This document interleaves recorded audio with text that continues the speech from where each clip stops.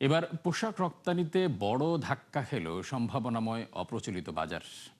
ইপিবির হিসাব অনুযায়ী ১৫ বাজারের মধ্যে ৯টি থেকেই ক্রয়াদেশ কমেছে সবশেষ অর্থ বছরে।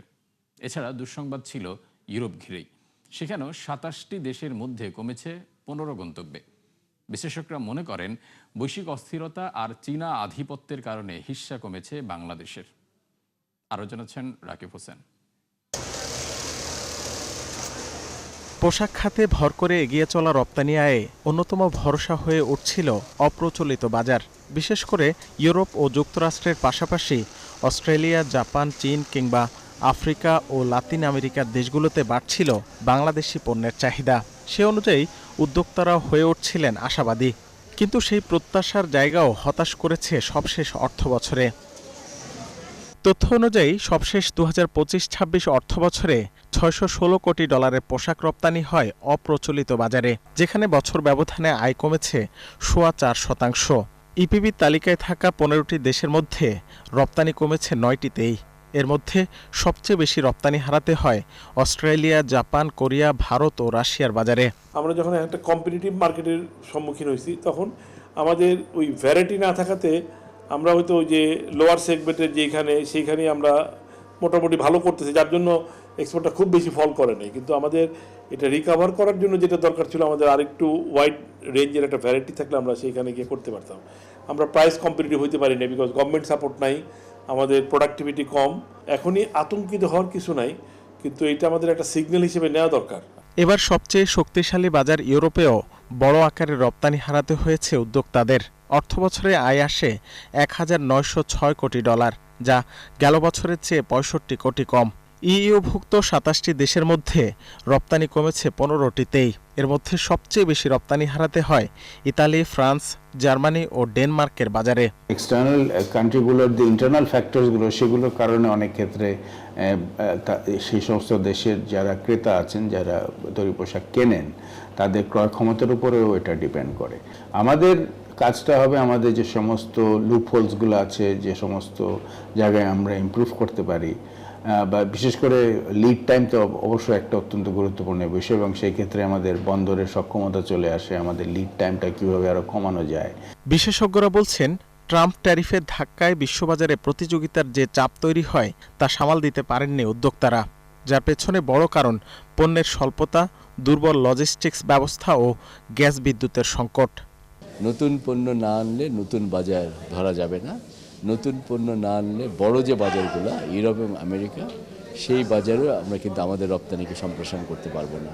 প্রথম কাজ নতুন পণ্য নিয়ে আসা, এবং যদি আমরা এই ব্যবসার পরিবেশ ভালো করতে পারি, যদি আমরা অধিকতর বিদেশি বিনিয়োগ আকৃষ্ট করতে পারি, তাহলেই কেবলমাত্র বাংলাদেশ ভবিষ্যৎ দিনে রপ্তানি বাণিজ্যে আরও ভালো করতে পারবে। সবশেষ অর্থবছরে পোশাক খাতের মোট আয় $৩,৮৭০ কোটি। এর মধ্যে অপ্রচলিত বাজার থেকে আসে ১৬% কম। হিস্যা কমেছে ইউরোপের বাজারেও। রাকিব হোসেন, ৭১, ঢাকা। দর্শক, অপ্রচলিত বাজারে পোশাক রপ্তানি ঘিরে যে দুশ্চিন্তা, সেটি নিয়ে আলোচনার জন্য এই মুহূর্তে আমাদের সাথে যুক্ত হচ্ছেন বিকেএমইর সভাপতি মোহাম্মদ হাতেম। আমরা যাচ্ছি তার কাছে। জনাব মোহাম্মদ হাতেম, ৭১ বিজনেসে আপনাকে স্বাগত জানাচ্ছি। আমরা প্রতিবেদনে যেমনটি দেখছিলাম যে যুক্তরাষ্ট্রে বাড়লেও ইউরোপ এবং অপ্রচলিত বাজারে আমাদের পোশাক রপ্তানি কমেছে। এক্ষেত্রে একজন উদ্যোক্তা হিসেবে বিষয়টাকে আপনি কিভাবে দেখছেন? আমি যেটা আমার বন্ধু ফজলুল হক বিকেএমইর ফরমার প্রেসিডেন্ট বললেন সর্বশেষ কথাটা, যে আতঙ্কিত হওয়ার কিছু নেই, বাট আমি কিন্তু এই জায়গাটাতে আমার মনে হয় একটু আতঙ্কিত হওয়ার ব্যাপার আছে। ব্যাপার ওই কারণেই, যদি সরকার যদি প্রয়োজন উদ্যোগ নেয়, এখনই উদ্যোগটা নেয়, তাহলে আতঙ্কিত হওয়ার বিষয় নাই। বাট উদ্যোগ যদি না নেওয়া হয়, তাহলে আতঙ্কিত হওয়ার বিষয় আছে।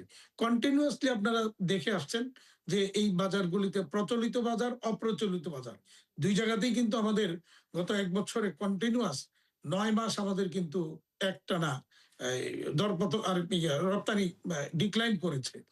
তো সেই জায়গায় আমি যদি দেখি আমাদের যে প্রতিযোগী দেশগুলি, তারা কি কি পদক্ষেপ নিচ্ছে, তারা কিন্তু যেমন ধরি আমরা মেইন আমাদের ২ জন প্রতিদ্বন্দ্বী, আমরা চায়নাকে এখন আর প্রতিদ্বন্দ্বী ভাবছি না, কারণ চায়না তাদের এই পোশাক রপ্তানি থেকে আস্তে আস্তে সরে যাচ্ছে। তাইলে থাকলো আমাদের সামনে, আমাদের পাশে প্রতিদ্বন্দ্বী হিসেবে ভিয়েতনাম এবং ইন্ডিয়া। তো এই ২টা দেশ কি করছে, সেই জায়গাটা আমাদের দেখা দরকার। এবং তারা কিন্তু ভিয়েতনাম কিন্তু ইউরোপিয়ান থেকে শুরু করে সব অনেকগুলি দেশের সাথে 40টা দেশের সাথে তারা কিন্তু এফটিএ করে ফেলেছে। আবার ইন্ডিয়াও কিন্তু রিসেন্টলি ইউরোপিয়ান ইউনিয়নের সাথে এফটিএ করেছে। ফলে আপনি যদি দেখেন আমাদের বাংলাদেশে গত 1 বছরে বড় বড় ব্র্যান্ডগুলি তাদের বাংলাদেশ থেকে যে ইম্পোর্ট করে সেটা কি পরিমাণ কমেছে, কি পরিমাণ এই বছর গত বছর নিয়েছিল, এই বছর কি পরিমাণ নিয়েছে। প্রত্যেকটাতে গিয়ে দেখবেন প্রত্যেকেরই কারো 30%, কারো 40% গতবারের চেয়ে এই বছর কমিয়েছে। আর অপ্রচলিত বাজারগুলি যেগুলি আমরা মেইনলি খুব বেশি জোর দিচ্ছিলাম, Japan, south Korea, China, Malaysia এবং অস্ট্রেলিয়া, নিউজিল্যান্ড, এই সমস্ত দেশগুলি। তো আপনি যদি দেখেন এই বাজারগুলিতেও কিন্তু আমাদের রপ্তানিটা কমেছে, অর্থাৎ গত 1 বছর কিন্তু সব জায়গাতেই কমেছে। তো সেই জায়গাটাকে যদি আমরা অ্যাড্রেস করতে না পারি কেন কমেছে এবং এর জন্য কি মেজার নেওয়া দরকার, সেটা যদি আমরা এখনই না নেই তাহলে আমরা কিন্তু আরো পিছিয়ে যাব। আমি ধন্যবাদ জানাই মাননীয় প্রধানমন্ত্রীকে এবং অর্থমন্ত্রীকে নতুন করে আমাদের যে ব্যাকওয়ার্ড লিঙ্কেজ ইন্ডাস্ট্রি, যে স্পিনিং মিলগুলি এগুলি যেভাবে বন্ধ হয়ে যাচ্ছিল, তাহলে কিন্তু এটাও একটা বড় ধরনের আতঙ্কের কারণ হয়ে যাচ্ছিল যে আমার স্পিনিং মিল ব্যাকওয়ার্ড লিঙ্কেজ যদি বন্ধ হয় তাহলে আমার বিশেষ করে নিটওয়্যার সেক্টরের সবচেয়ে বড় ক্ষতিগ্রস্ত হবে নিটওয়্যার সেক্টর। কারণ আমরা মোর দেন 80% আমরা লোকালি প্রকিউর করেছি, ভ্যালু এডিশন সেখানে 80 থেকে 85% সেই জায়গায় ক্ষতিগ্রস্ত হতাম। তো সেই জায়গার জন্য এই গত পরশুদিন একটা নতুন সার্কুলার দিয়ে 5% ইনসেনটিভ নতুন করে ওই সেক্টরের জন্য দেওয়া হয়েছে। এটা একটা ভালো উদ্যোগ বলে আমি মনে করি এই সময় এটাকে বাঁচিয়ে রাখার জন্য। জনাব মোহাম্মদ হাতেম, যেটি ইন্ডিয়া প্রতিযোগী ইন্ডিয়া কিংবা ভিয়েতনাম এফটিএ করতে পেরেছে, সেক্ষেত্রে মুক্ত বাণিজ্য চুক্তি করতে আমাদের বাধাটা কোথায়? আমাদের কোনো বাধা নেই, কিন্তু আমাদের দিক থেকে কোনো উদ্যোগ নেই, সমস্যা হলো ওই জায়গায়। আমি কিন্তু ওই দিন আপনি যদি দেখেন এলডিসি গ্রাজুয়েশনের পিছনের যে নিউজটা যেদিন হলো সেদিন কিন্তু প্রত্যেকটা মিডিয়াতেই আমি এই কথাটা বলেছি যে আমাদের এখনই শুরু করতে হবে। এই এলডিসি গ্রাজুয়েশনের যে ইয়েটা পিছিয়েছে, তাহলে আমার একটা রোডম্যাপ তৈরি করতে হবে, প্লাস এখনই আমাকে এফটিএ করার জন্য উদ্যোগটা নিতে হবে। আমরা কিন্তু কোথাও কারোর সাথে এফটিএ করার কোনো উদ্যোগ নিচ্ছে না। এর আগে একটা চিঠি শুধু ইউরোপিয়ান ইউনিয়নে দেওয়া হয়েছে এই সংক্রান্ত, কিন্তু এরপরে আর কোনো এটা নিয়ে কার্যক্রম নাই বা উদ্যোগ নাই। তো এই যদি উদ্যোগ এরকম না থাকে তাহলে আফটার এলডিসি গ্রাজুয়েশন আমাদের পরিস্থিতি কি দাঁড়াবে, সেই কারণেই বাইরেরা শঙ্কিত হয়ে কিন্তু আমাদের অর্ডারগুলি প্লেস হচ্ছে, এখন শিফট হয়ে যাচ্ছে ইন্ডিয়াতে। আমাকে মাসখানেক আগে আমাকে দিল্লি থেকে আমাদের যে high commissioner mister Riaz Hamidullah উনি ফোন করে জানিয়েছিলেন যে ওনারা ওখানে দেখছেন যে বাংলাদেশের অর্ডারগুলি ইন্ডিয়াতে শিফট হচ্ছে। বড় বড় ব্র্যান্ডের কথাই উনি আমাকে বলেছেন। এরপরে কিন্তু আমি বড় বড় ব্র্যান্ডের সাথে কয়েকজনের সাথে এখানে যে কান্ট্রি ম্যানেজার আছে তাদেরকে ডেকে নিয়ে আমি কথা বলেছি। তো কথা বলে যেটা আমি মানে পেয়েছি, সেখানে তাদের যে এইবারে বাংলাদেশের যে সোর্সিং টার্গেট সেটা গতবারের চেয়ে অনেক অনেক কম। তাহলে তাহলে এই অর্ডারগুলি যাচ্ছে কোথায়? ডেফিনেটলি আমাদের পার্শ্ববর্তী দেশে যাচ্ছে অথবা ভিয়েতনামে। তো ভিয়েতনামের ক্যাপাসিটি ওইভাবে কিন্তু বাড়েনি, যেটা ইন্ডিয়া এখন চেষ্টা করতেছে নানাভাবে ফ্যাসিলিটি দিয়ে সেখানে ইনভেস্টমেন্ট করার জন্য। কিন্তু ইন্ডিয়া সরকার ওয়ার্ল্ডের বিভিন্ন দেশের উদ্যোক্তাদেরকে সেখানে তাদের দেশে ডাকছে। আমার জানা মতো এরকম আমাদের বাংলাদেশের একজন উদ্যোক্তা, যিনি যার হংকং এ অফিস, তিনি উড়িষ্যাতে একটা ফ্যাক্টরি করেছেন বিশাল বড়, এবং আরো অনেকে এরকম যাওয়ার জন্য ওখানে ইনভেস্টমেন্ট করার জন্য ইন্ডিয়ান সরকার কিন্তু ডেকে নিয়ে যাচ্ছে, দাওয়াত দিয়ে নিয়ে যাচ্ছে, নানা রকমের ফ্যাসিলিটি দিচ্ছে। জায়গাটা ফ্রি দিচ্ছে, তারপরে ইনভেস্টমেন্টে 30% ওই ইন্ডিয়ান সরকার দিচ্ছে, স্যালারির 5,000 রুপি পুরুষ শ্রমিকের, নারী শ্রমিকের 6,000 রুপি দিচ্ছে। এরকম অনেকগুলি ফ্যাসিলিটি। তারপরে বিদ্যুৎ বিলে ছাড় আছে, ইন্টারেস্ট রেটে 6%-এর নিচে।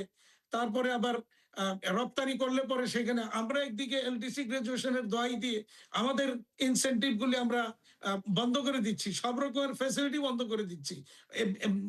আমাদের যেটা কি বলে আরে বাংলাদেশ ব্যাংকের যে একটা ফান্ড ছিল আমাদের, সেই ফান্ডও আমাদেরকে দুইটা ফান্ড, একটা ফান্ড ছিল পেকিং ক্রেডিটের, সেটাও আমাদের বন্ধ করে দেওয়া হয়েছিল। আবার একটা ফান্ড চালু করেছে, আমাদের আরেকটা ফান্ড ছিল, সেটাও বন্ধ করে দেওয়া হয়েছে। এইদিকে ইনসেনটিভ কমাইতে কমাইতে এমন এক পর্যায়ে নিয়ে গেছে যেটা নিয়ে এখন আমাদের লোকজন ইন্টারেস্টেড না। কারণ এই ইনসেনটিভ পাইতে গিয়া 1-1.5 বছর পরে গিয়া পায়, আর যে পরিমাণ হয়রানির শিকার হয় ওই তার চেয়ে এটার ধারে কাছে না যাওয়াই ভালো, আমরা অনেকে মনে করি। তো জনাব মোহাম্মদ হাতেম, আপনাকে অসংখ্য ধন্যবাদ। সময় স্বল্পতা আমরা এখানে আলোচনা শেষ করতে হচ্ছে। দর্শক, পোশাক রপ্তানি নিয়ে আলোচনা করছিলেন বিকিএমের সভাপতি মোহাম্মদ হাতেম। আমরা যাচ্ছি পরবর্তী প্রসঙ্গে। মে মাসে রেকর্ড $24 বিলিয়ন উঠেছে বাণিজ্য ঘাটতি, যা আগের বছরের একই সময় চেয়ে বেড়েছে $4.5 বিলিয়ন। বাংলাদেশ ব্যাংক এ তথ্য প্রকাশ করেছে। তথ্য অনুযায়ী এই সময় রপ্তানি আয় একই থাকলেও আমদানি বেড়ে যায় 6.5%, যার প্রভাব পড়েছে বাণিজ্য ভারসাম্যে। যদিও চলতি হিসাবের ভারসাম্য কমে নেমেছে $30 কোটি। এছাড়া অর্থ বছরের 11 মাসে 18% বেড়েছে খাদ্যশস্য আমদানি, যার মধ্যে কেবল গম আমদানির পেছনে ব্যয় হয়েছে $2 বিলিয়ন ওপরে। আর যুদ্ধের কারণে আন্তর্জাতিক বাজারে জ্বালানি তেলের বেড়ে যাওয়ায় তার পেছনে আমদানি ব্যয় বেড়েছে 85%। মে শেষে যা ছাড়ায় $9 বিলিয়ন ঘর। এছাড়া সার আমদানির ব্যয় বেড়েছে 43%। উল্লেখ্য, 11 মাসে সার্বিক লেনদেনের ভারসাম্য উদ্বৃত্ত ছিল $4 বিলিয়ন। গেল বছর অর্থাৎ 2025 সালে দেশে সরাসরি বিদেশি বিনিয়োগ এফডিআই এসেছে $178 কোটি। জাতিসংঘের বাণিজ্য ও বিনিয়োগ সংস্থা আংটাড এ তথ্য প্রকাশ করেছে। প্রতিবেদন অনুযায়ী 2024 সালে দেশে এফডিআই আসে $123 কোটি। সে হিসাবে বেড়েছে 44% ওপরে। বলা হয় 2025-এ বিশ্বব্যাপী মোট এফডিআই ছিল $1,600 বিলিয়ন, যার মধ্যে সবচেয়ে বেশি $277 বিলিয়ন যায় যুক্তরাষ্ট্রে। এছাড়া সিঙ্গাপুরে 150, হংকংয়ে 116 ও চীনে ছিল 104 বিলিয়ন। তবে বাংলাদেশের প্রতিযোগী দেশগুলোর মধ্যে ভিয়েতনামে 20, ইন্দোনেশিয়ায় 21, থাইল্যান্ডে 19, মালয়েশিয়ায় 15 এবং কম্বোডিয়ায় $5 বিলিয়ন গেলেও আশঙ্কাজনকভাবে পিছিয়ে বাংলাদেশ। প্রতিবেদন অনুযায়ী ভারতের এফডিআই ছিল প্রায় $39 বিলিয়ন।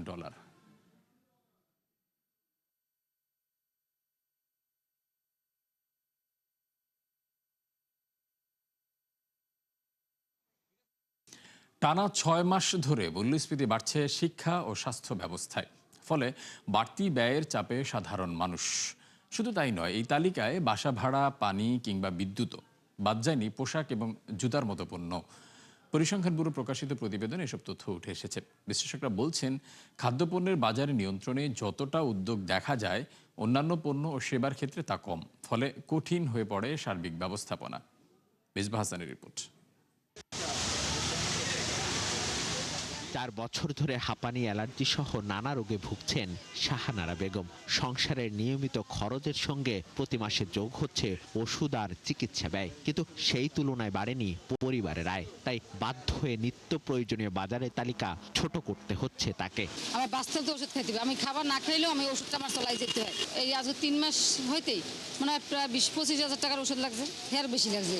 ঢাকা বিশ্ববিদ্যালয়ের প্রথম বর্ষের শিক্ষার্থী মেহরাব হোসাইন নিজের পড়াশোনার খরচ মেটাতে হিমশিম অবস্থা শুরু থেকেই। স্কুল কলেজের টিউশন ফি, কোচিং, বই ও যাতায়াত খরচ সব মিলিয়ে শিক্ষা ব্যয় এখন প্রতি পরিবারের জন্য বড় চাপ। সেমিনার লাইব্রেরিতে বেশ কিছু বই পাওয়া যায় যেগুলো হচ্ছে অ্যাকচুয়ালি আমাদের টেক্সট বুক হিসেবে পড়ানো হয়। সো ওখান থেকে গিয়ে আমাদেরকে টেক্সট বুক আকারে পিডিএফ করে নিয়ে তারপর হচ্ছে পড়াশোনা করা লাগে।